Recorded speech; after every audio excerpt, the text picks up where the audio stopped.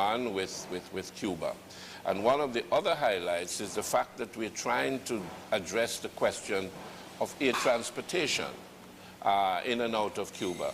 And so as part of the delegation visiting Cuba were representatives from LIAT.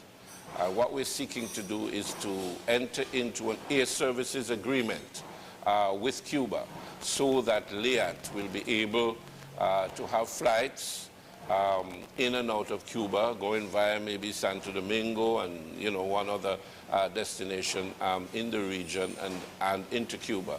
That was one of the highlights of the visit. The Cubans are very keen on this, and I'm satisfied that they've moved the process forward already to seek to give effect.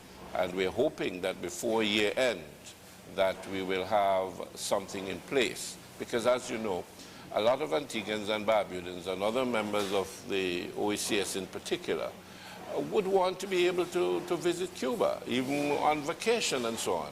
But because of the strange way to be able to get there, you have to go up north and then come back south and all sorts of things.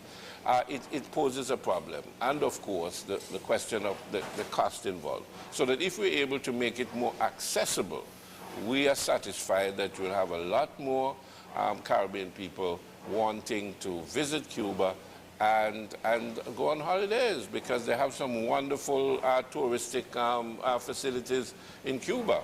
And I was very taken in by the fact that when I visited Old Havana and we looked around at what they're doing there in terms of the restoration of those historic buildings and so on, wonderful work is being done.